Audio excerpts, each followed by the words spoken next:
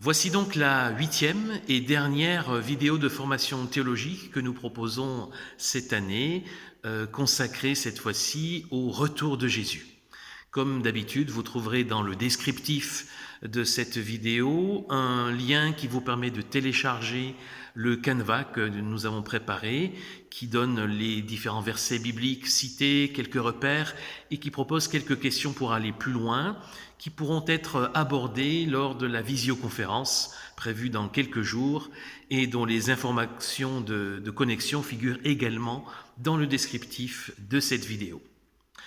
Pour parler du retour de Jésus, citons tout d'abord la fin de la confession de foi de l'Union des Églises évangéliques libres, qui a servi de trame en quelque sorte à cette année de formation théologique. Je cite: « Nous voulons aussi aimer notre prochain en travaillant pour la paix et la justice jusqu'à la venue de notre Seigneur Jésus-Christ, car il reviendra pour juger toute créature et établir son règne. Nous attendons, selon sa promesse, de nouveaux cieux et une nouvelle terre où la justice habitera.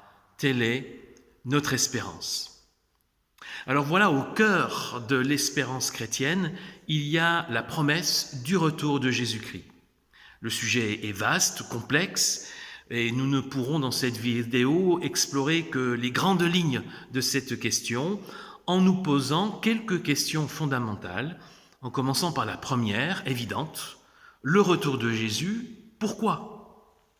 Eh bien, d'abord, il faut affirmer que c'est une promesse que Jésus lui-même a donnée et qui était reprise dans le Nouveau Testament. La première réponse à cette question est que Jésus lui-même l'a annoncé à ses disciples. Il a dit, Jean 4, versets 2 et 3, « Il y a beaucoup de demeures dans la maison de mon Père, sinon vous aurais-je dit que je vais vous préparer une place. Si donc je m'en vais, vous préparer une place, je reviens vous prendre auprès de moi pour que là où moi je suis, vous soyez vous aussi. » Dans les autres évangiles, on a des paroles similaires. Matthieu 16, verset 27, « Le Fils de l'homme va venir dans la gloire de son Père avec ses anges, alors il rendra à chacun selon sa manière d'agir. » Matthieu 24, verset 30, « Alors le signe du Fils de l'homme paraîtra dans le ciel, toutes les tribus de la terre se lamenteront, elles verront le Fils de l'homme venant sur les nuées du ciel avec beaucoup de puissance et de gloire. » Et on a la même formule dans les autres évangiles synoptiques, Marc et Luc.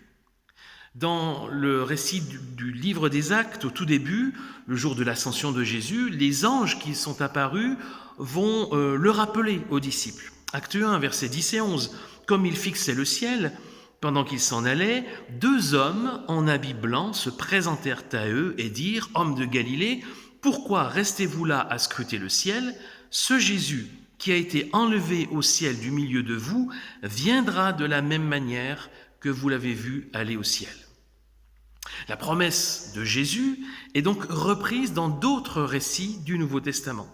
Chez Paul, première épître aux Thessaloniciens, chapitre 4, versets 16-17, « Le Seigneur lui-même, avec un cri de commandement, avec la voix d'un archange, avec le son de la trompette de Dieu, descendra du ciel, et ceux qui sont morts dans le Christ se relèveront d'abord. Ensuite, nous, les vivants qui restons, nous serons enlevés ensemble avec eux dans les nuées, à la rencontre du Seigneur dans les airs, et ainsi nous serons toujours avec le Seigneur. » Jacques, dans son épître, chapitre 5, verset 8, « Vous aussi prenez patience, affermissez votre cœur, car l'avènement du Seigneur s'est approché. » Pierre, dans la première épître, chapitre 1, versets 6 et 7, « Vous êtes transportés d'allégresse, quoique vous soyez maintenant pour un peu de temps, puisqu'il le faut, attristés par diverses épreuves, afin que la qualité éprouvée de votre foi, bien plus précieuse que l'or périssable, quoique éprouvée par le feu, se trouve être un sujet de louange, de gloire et d'honneur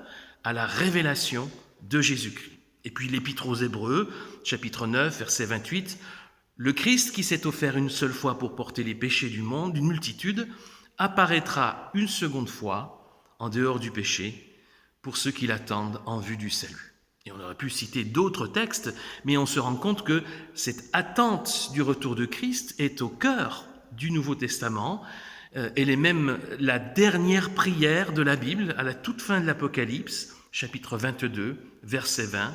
Celui qui atteste ces choses dit « Oui, je viens bientôt. Amen, viens, Seigneur Jésus. » Donc ça, c'est la première réponse évidente. Pourquoi le retour de Jésus? Eh bien, parce qu'il nous est promis par Jésus lui-même et par l'ensemble du Nouveau Testament. Pour comprendre de quoi il s'agit, c'est intéressant de s'arrêter aussi au vocabulaire qui est utilisé dans le Nouveau Testament. Il y a principalement 5 mots qui sont utilisés et qu'on va juste rapidement évoquer maintenant. Le mot traduit en français par avènement, qui traduit le grec parousia, un mot qu'on a d'ailleurs francisé en théologie pour parler de la parousie. C'est un mot qui exprime simplement la présence. L'avènement ou la parousie de Jésus, c'est l'événement par lequel il se rend présent. C'est d'ailleurs un terme en grec qui est aussi utilisé pour parler de l'arrivée officielle d'un roi, d'un gouverneur. Et lorsqu'on attend l'avènement de Jésus, c'est donc l'attente pour nous de l'arrivée du roi. Le deuxième mot utilisé, c'est le mot « venu ». Là, le mot est suffisamment clair, il évoque le fait de venir, donc le mouvement, le déplacement effectué par Jésus, en l'occurrence, revenir sur terre. Attendre la venue de Jésus, c'est attendre qu'il fasse d'une certaine façon le chemin inverse de celui qu'il a effectué le jour de l'ascension. C'est ce que les anges ont dit aux disciples qui ont assisté à l'ascension. Le troisième terme utilisé, c'est le mot manifestation, qui traduit le grec épiphanéia. Là aussi, on l'a transcrit en français en parlant d'épiphanie. Ce terme, il évoque l'éclat, la gloire. C'est le terme qu'on utilisait d'ailleurs en mythologie grecque pour parler des manifestations glorieuses des dieux, des divinités. Alors si on l'applique à Jésus et que l'on attend la manifestation de Jésus, alors ça veut dire que l'on attend sa manifestation glorieuse, celle de sa présence évidente et glorieuse aux yeux de tous. Le quatrième mot utilisé dans le Nouveau Testament pour parler du retour de Jésus, c'est le mot révélation, apocalypsis, qui a donné là aussi en transcription apocalypse en français, qui signifie littéralement révélation, dévoilement. Vous savez, on associe trop facilement le mot apocalypse à des catastrophes, des choses qui font peur, alors qu'il s'agit avant tout d'une révélation de ce qui est caché. C'est le sens du mot apocalypse qu'on trouve dans le livre de l'Apocalypse, mais qu'on trouve ailleurs. Et attendre ici, en l'occurrence, la révélation de Jésus, c'est attendre le jour où sera rendu pleinement visible, dévoilé pleinement aux yeux de tous, la personne et l'œuvre du Christ. Et enfin, un dernier mot, une dernière expression qui est utilisée, c'est le mot « jour » pour parler du jour du Seigneur. Là, c'est une expression qui est empruntée à l'Ancien Testament. Chez les prophètes, on évoque souvent le jour du Seigneur pour parler de l'intervention, d'une intervention précise, décisive de Dieu, que ce soit d'ailleurs pour délivrer ou pour juger. Ainsi, si on attend dans la perspective du retour de Jésus le jour du Seigneur, alors c'est qu'on attend ce jour décisif où il mettra un terme à son œuvre. Voilà pourquoi nous parlons du retour de Jésus. Pour aller un petit peu plus loin, on peut se poser une deuxième question. Parler du retour de Jésus, d'accord, mais en vue de quoi? À partir de l'ensemble des données du Nouveau Testament, nous pouvons dire que le retour de Jésus sera un événement par lequel Jésus-Christ reviendra sur terre de façon visible, glorieuse, de la même façon qu'un roi reviendrait dans son royaume. À ce retour sont associés plusieurs événements qui obéissent en particulier à 2 thématiques de motifs, la victoire et l'achèvement. Jésus va revenir pour accomplir pleinement la victoire qu'il a acquise sur la croix et pour mettre un point final, pour parachever son œuvre. Premier événement que l'on peut mentionner, c'est celui de la résurrection des morts. La victoire ultime sur la mort. Le chapitre 15 de la première épître de Paul aux Corinthiens, c'est le grand chapitre dans le Nouveau Testament sur ce sujet-là. Au début de ce chapitre, Paul affirme avec force et insistance l'importance de la résurrection du Christ. Il mentionne de nombreux témoins oculaires du Christ ressuscité, en disant que là, on est au cœur de l'affirmation de la bonne nouvelle de Jésus-Christ. Et il souligne ensuite qu'il y a un lien indissociable entre la résurrection de Jésus, d'une part, et notre propre résurrection, la résurrection des morts. Il le dit par exemple au verset 12 à 14. « Si on proclame que le Christ s'est réveillé d'entre les morts, comment quelques-uns d'entre vous peuvent-ils dire qu'il n'y a pas de résurrection des morts ? S'il n'y a pas de résurrection des morts, le Christ non plus ne s'est pas réveillé, et si le Christ ne s'est pas réveillé, alors notre proclamation est inutile, et votre foi aussi est inutile. » Et chez Paul, la résurrection des morts, c'est aussi l'achèvement de l'œuvre du Christ, puisqu'il dit au verset 20 que le Christ s'est bel et bien réveillé d'entre les morts, il est les prémices de ceux qui se sont endormis. Et donc, lorsque ceux qui se sont endormis, c'est-à-dire qui sont morts, vont ressusciter, alors il y aura le plein accomplissement qui était en germe, en quelque sorte, dans la résurrection du Christ. Mais Paul insiste dans ce chapitre surtout sur la notion de victoire associée à la résurrection des morts, victoire ultime sur la mort. Versets 25-26. Il faut qu'il règne, que le Christ règne, jusqu'à ce qu'il ait mis tous ses ennemis sous ses pieds. Le dernier ennemi qui sera réduit à rien, c'est la mort. Et il termine même son chapitre avec une formule saisissante qui va presque jusqu'à narguer la mort. C'est à partir du verset 55, lorsque Paul dit « Mort, où est ta victoire ? Mort, où est ton aiguillon ?» L'aiguillon de la mort, c'est le péché, et la puissance du péché, c'est la loi, mais grâce soit rendue à Dieu qui nous donne la victoire par notre Seigneur Jésus-Christ. Donc cette résurrection des morts, c'est la victoire ultime sur la mort. Ce que Paul nous dit de cette résurrection, de ce qui se passe au moment de cette résurrection, a des aspects un peu mystérieux, c'est vrai, mais on peut dire qu'on y retrouve ce qu'on trouve dans le credo, cette affirmation de la résurrection de la chair, c'est bien notre corps qui ressuscite, même si c'est avec un corps différent.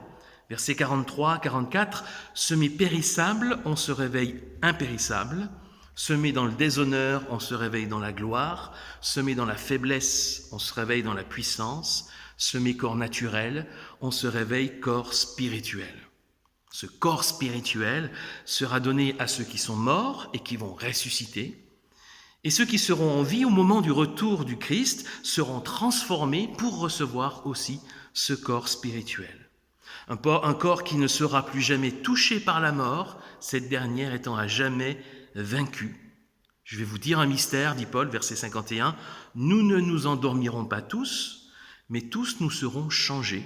En un instant, en un clin d'œil, à la dernière trompette, elle sonnera et les morts se réveilleront impérissables et nous serons changés. Il faut en effet que le périssable revête l'impérissable, que le mortel revête l'immortalité. Lorsque le périssable aura revêtu l'impérissable et que le mortel aura revêtu l'immortalité, alors ce sera accomplie la parole qui est écrite, la mort a été engloutie dans la victoire. Donc là, il y a une forte proclamation d'une victoire totale et ultime sur la mort, qui est un premier événement associé au retour de Jésus. Un autre aspect de victoire évoqué dans le Nouveau Testament est ce que l'on pourrait dire la victoire sur l'ennemi, la défaite de l'ennemi, la fin de toute opposition à Dieu. Et ça, c'est notamment le cœur du message du livre de l'Apocalypse.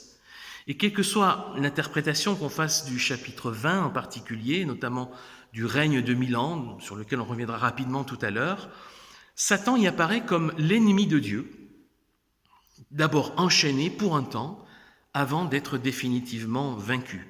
Voilà comment commence le chapitre 20 de l'Apocalypse. « Je vis descendre du ciel un ange qui tenait la clé de l'abîme et une grande chaîne à la main. Il saisit le dragon, le serpent d'autrefois, qui est le diable et le Satan, et le lia pour 1000 ans. Il le jeta dans l'abîme, qu'il ferma et scella au-dessus de lui, pour qu'il n'égare plus les nations jusqu'à ce que les 1000 ans soient achevés. Et après cela, il faut qu'il soit relâché pour un peu de temps. Donc vous voyez que là, il y a une victoire, mais qui est partielle. Il est enchaîné avant d'être relâché.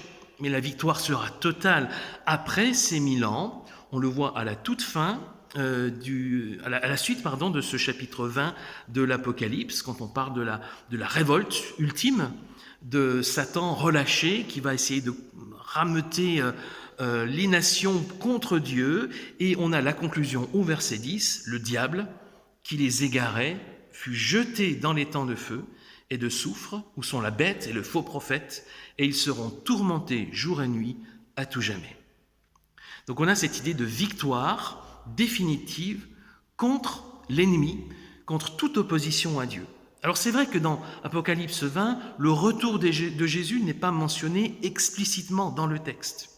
Mais on peut penser à un texte parallèle de l'apôtre Paul dans sa deuxième épître aux Thessaloniciens, lorsqu'il évoque la figure du sans-loi ou de l'impie qui va s'élever contre Dieu, se révolter contre Dieu et qui sera détruit, alors là explicitement, lors de l'avènement du Seigneur. C'est 2 Thessaloniciens 2, verset 8. « Alors se révélera le sans-loi ou l'impie que le Seigneur Jésus détruira par le souffle de sa bouche, qu'il réduira à rien par la manifestation de son avènement. » Donc on a ici une affirmation d'une victoire finale et totale sur le mal, qui concerne le diable, la bête, le prophète de mensonge dont il était question un peu plus tôt dans l'Apocalypse, mais qui concerne aussi la mort elle-même, que Paul lui-même désignait comme le dernier ennemi, dans le 1 Corinthiens 15. Apocalypse 20, 14 dit « La mort et le séjour des morts furent également jetés dans les temps de feu. » Donc avec le retour de Jésus se passe une victoire contre l'ennemi, contre toute opposition à Dieu. Tous les ennemis de Dieu seront vaincus, définitivement vaincus. La victoire sera totale et définitive. Un troisième événement associé au retour de Jésus est le jugement universel. C'est clairement évoqué dans ce même chapitre de l'Apocalypse, dans la suite, à partir du verset 11, on nous dit, je lis au moins le début de ce passage, « Je vis un grand trône blanc et celui qui y était assis.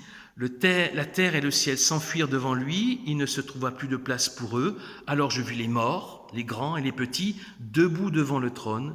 Des livres furent ouverts, et un autre livre fut ouvert, qui est le livre de la vie. Les morts furent jugés d'après ce qui était écrit dans le livre, selon leurs œuvres. » Et puis là, on développe encore un petit peu la description et la conclusion, verset 15, « Quiconque ne fut pas trouvé inscrit dans le livre de la vie fut jeté dans les temps de feu. » Donc on a là l'idée d'un jugement universel exercé par le Seigneur au moment de son retour. C'est dit de façon tout à fait explicite et avec une certaine façon imagée à la fin de l'Évangile selon Matthieu, chapitre 25, à partir du verset 31, dont je lirai juste le début. « Lorsque le Fils de l'homme viendra dans sa gloire », donc là on est bien sur le moment du retour de Jésus, « avec tous les anges, il s'assiera sur son trône glorieux. Toutes les nations seront rassemblées devant lui. Il séparera les uns des autres comme le berger sépare les moutons des chèvres. » Ensuite, il y a un long descriptif de cet épisode évoquant ce que les uns ont fait ou ce que les autres n'ont pas fait. Donc le principe de ce jugement universel est présent dans le Nouveau Testament. L'apôtre Paul aussi l'évoquait, y compris pour les croyants. 2 Corinthiens 5, verset 10, « Il nous faudra tous comparaître en pleine lumière devant le tribunal du Christ pour que chacun recueille selon ce qu'il aura pratiqué avec son corps, soit du bien, soit du mal. » Donc, ce qu'il faut souligner de ces différents textes, c'est que le jugement sera universel, il concernera tout le monde, croyant ou non. L'Apocalypse parle des morts, des grands et des petits, debout devant le trône. Matthieu parle de toutes les nations rassemblées devant le trône du Fils de l'homme. Ce jugement portera sur les actes accomplis sur terre par les uns et par les autres. D'ailleurs, on décrit des réactions de surprise de la part de ceux que le Seigneur juge dans l'épisode de Matthieu. Surprise à la fois pour ceux qui ont bien agi, parce qu'ils ne s'étaient pas rendus compte qu'ils le faisaient en fait au Seigneur d'une certaine façon. Surprise aussi par ceux qui ne l'ont pas fait, parce que « Ah, mais si on avait su, on aurait agi différemment ». Voilà, il y a quelque chose d'assez étonnant dans ce dialogue de Jésus avec ceux qu'il va juger dans Matthieu 25. Donc cette idée du jugement contribue au motif de l'achèvement, parce qu'on est au terme de l'histoire, en quelque sorte, et le moment du bilan est venu. Le seul apte à juger, à faire ce bilan, c'est le Christ lui-même, mort et ressuscité, et de retour en gloire, et qui va donc juger chacun et chacune selon ses œuvres. À noter toutefois que l'Apocalypse souligne bien que, en ce qui concerne le salut, c'est pas les petits livres qui désignent les œuvres des uns et des autres qui va être déterminant, mais c'est le grand livre de vie qui sera déterminant. Au verset 15, il est précisé, non pas que ceux qui ont bien agi ou mal agi vont aller ici ou là, mais que quiconque ne fut pas trouvé inscrit dans le livre de vie fut jeté dans l'étang de feu.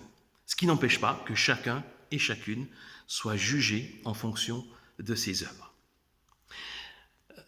Autre événement lié au retour du Christ, c'est l'émergence d'une nouvelle création. Là encore, on revient à l'Apocalypse, chapitre 21, alors c'est celui qui suit immédiatement. Alors, Apocalypse 21, verset 1, « Alors je vis un ciel nouveau, une terre nouvelle, car le premier ciel et la première terre avaient disparu et la mer n'était plus. » La deuxième épître de Pierre l'annonce également comme l'expression de notre attente, 2 Pierre 3, verset 10, « Le jour du Seigneur viendra comme un voleur, et en ce jour-là, les cieux passeront avec fracas, les éléments embrasés se dissoudront, et la terre, avec ses œuvres, sera mise à découvert. » Et un peu plus loin, il dit, verset 13, « Nous attendons, selon sa promesse, des cieux nouveaux et une terre nouvelle, où la justice habitera. » Donc ces deux textes pourraient laisser au premier abord l'impression qu'il y aura une destruction totale, un anéantissement de la création tout entière pour une nouvelle création à partir de rien. Si on compare à d'autres textes, il me semble qu'il faut nuancer le propos et qu'il faut plutôt comprendre cette nouvelle création comme une création renouvelée, une sorte de nouveau commencement, de renaissance, similaire peut-être au processus de résurrection. Il y aura quelque chose de radicalement nouveau, on se souvient de ce que Paul a dit, des corps de résurrection, mais avec une certaine continuité avec la création actuelle. C'est ce qui me semble ressortir assez fortement du chapitre 8 de l'Épître aux Romains. Et si on lit à partir du verset 19, on a cette affirmation de l'apôtre Paul, « La création attend avec impatience la révélation des fils de Dieu. » La création a été soumise à la futilité, non pas de son propre gré, mais à cause de celui qui y a soumise, avec une espérance. Et on parle de l'ensemble de la création. Cette même création sera libérée de l'esclavage du périssable pour avoir part à la liberté glorieuse des enfants de Dieu. Or, nous savons que jusqu'à ce jour, la création tout entière soupire et souffre les douleurs de l'accouchement. Donc, il y a une espérance de salut pour toute la création, qui attend une libération pour avoir part à cette liberté glorieuse des enfants de Dieu. C'est ce qu'on peut appeler la dimension cosmique du salut, un aspect, là encore, du plein achèvement de l'œuvre de Dieu en Jésus-Christ. Et enfin, dernier élément associé au retour de Jésus, c'est l'établissement de son règne. 2 Pierre 3 parlait d'une nouvelle création où la justice va habiter. Dans l'Apocalypse, on voit immédiatement après l'émergence de la création nouvelle, une ville qui descend du ciel, qui est la Jérusalem nouvelle. Apocalypse 21, verset 2, « Je vis descendre du ciel, d'auprès de Dieu, la ville sainte, la Jérusalem nouvelle, prête comme une mariée qui s'est parée pour son mari. J'entends du trône une voix forte qui disait, « La demeure de Dieu est avec les humains. Il aura sa demeure avec eux, ils seront ses peuples, et lui-même qui est Dieu avec eux sera leur Dieu. Il essuiera toute larme de leurs yeux, la mort ne sera plus, il n'y aura plus ni deuil, ni cri, ni douleur, car les premières choses ont disparu. » Donc la suite de l'Apocalypse va décrire avec de nombreux détails cette Jérusalem nouvelle, retenant simplement qu'elle représente la présence même de Dieu au cœur de la création. 2 versets l'expriment de façon éclatante, au versets 22 et 23 de ce chapitre 21, où on décrit la nouvelle Jérusalem. Il est précisé « Je n'y vis pas de sanctuaire, car le Seigneur Dieu, le Tout-Puissant, est son sanctuaire, ainsi que l'agneau. La ville n'a besoin ni du soleil ni de la lune pour y briller, car la gloire de Dieu l'éclaire, et sa lampe, c'est l'agneau. » Donc là, on a une création libérée de l'emprise du mal, un Dieu qui est pleinement, totalement présent dans sa création renouvelée. Eh bien, c'est bien l'évocation de l'achèvement ultime de l'œuvre de Dieu, l'établissement pour l'éternité d'un règne que plus personne ne pourra contester, parce que le roi est là, de manière glorieuse et évidente, en plein cœur de sa création. La question suivante que nous pouvons nous poser à propos du retour de Jésus, c'est quand ? Quand est-ce que ça va arriver ? C'est une question qui a fait couler beaucoup d'encre, qui a été source de disputes, parfois même de divisions, et ça c'est malheureux au sein de l'Église. En même temps, on comprend la question, elle est légitime. Jésus annonce qu'il va revenir, que son retour promet la victoire, l'achèvement de son œuvre. On se dit, mais voilà, quand est-ce que ça va arriver ? Et d'ailleurs, les disciples ont posé la question à Jésus, et Jésus a répondu. C'est là donc qu'il faut d'abord se pencher, et sa réponse est sans équivoque, Matthieu 24, 36. « Pour ce qui est du jour et de l'heure, personne ne les connaît, ni les anges des cieux, ni le Fils, mais le Père seul. » Et il insiste un peu plus loin en ajoutant, verset 42, « Veillez donc, puisque vous ne savez pas quel jour votre Seigneur viendra. Sachez-le bien, si le maître de maison savait à quelle veille de la nuit le voleur doit venir, il veillerait et ne permettra pas qu'on fracture sa maison. C'est pourquoi vous aussi soyez prêts, car le Fils de l'homme viendra à l'heure que vous ne pensez pas. » Donc on pourrait se dire que c'est tout de même assez clair, explicite la réponse de Jésus. Pourtant on se rend compte que dans l'histoire de l'Église, les chrétiens ont eu du mal à se satisfaire de cette réponse de Jésus. Et ils ont cherché à déterminer les circonstances exactes, à établir des schémas chronologiques, voire parfois même proposer des dates précises pour le retour de Jésus. Inutile de dire qu'ils se sont trompés. Alors c'est vrai que Jésus, dans son discours eschatologique, c'est le chapitre 24 de l'évangile de Matthieu, que vous pouvez lire si vous le souhaitez, évoque des signes de la fin. Mais des signes qui sont tout de même très vagues, très généraux. On parle de guerre, des famines, des tremblements de terre, des prophètes de mensonges, une persécution des croyants. En réalité, d'une manière ou d'une autre, ça fait 2000 ans que c'est le cas. Ça fait 2000 ans que ces signes existent. Et donc, ce ne sont pas des indications suffisamment précises pour déterminer, pour discerner, pour définir une période de l'histoire. Et ce n'est pas étonnant, puisque Jésus a dit explicitement que personne ne pouvait connaître le jour et que l'heure arrivera par surprise. Alors malgré tout, il y a différents schémas eschatologiques qui ont été élaborés, avec plus ou moins de détails, et qui tournent principalement autour de l'exégèse d'Apocalypse 20, qu'on a lu déjà en bonne partie, et notamment de l'interprétation du règne de 1000 ans qui y est mentionné. Est-ce qu'il faut le comprendre de manière plutôt symbolique ? Là, on parle alors d'amillénarisme, ou de façon plutôt littérale. Et dans ce cas, à quel moment le retour de Jésus intervient-il ? Est-ce que c'est avant ou après le règne de 1000 ans ? Si ça a lieu avant, on parle de pré-millénarisme. Si ça arrive après, on parle de post-millénarisme. Voilà, j'ai juste mentionné ces différents positionnements, mais je ne vais pas m'engager dans une présentation détaillée de ces différents schémas, qui ont des variantes plus ou moins nombreuses. Non seulement parce que c'est un peu fastidieux, un peu technique, mais aussi parce que je suis persuadé que l'essentiel n'est pas là. L'essentiel n'est pas dans le calendrier des événements, surtout si on tient compte de la réponse de Jésus, citée tout à l'heure. L'essentiel est dans l'assurance du retour du Christ, selon sa promesse, pour parachever son œuvre. Et l'essentiel, c'est peut-être de se poser une quatrième et dernière question que je propose pour cette vidéo. Le retour de Jésus, ok, mais que faire alors en attendant ? Dans l'attente de son retour, le Christ ne nous demande pas d'élaborer des calendriers, mais il nous adresse un appel. C'est la mission qu'il donne à ses disciples dans ses dernières paroles. On le voit à la toute fin de l'évangile de Matthieu, chapitre 28, versets 19 et 20. Cet appel, cette mission que Jésus donne à ses disciples, allez, faites des gens de toutes les nations des disciples, baptisez-les au nom du Père, du Fils et de l'Esprit Saint, et enseignez-leur à garder tout ce que je vous ai commandé. Quant à moi, je suis avec vous tous les jours jusqu'à la fin du monde.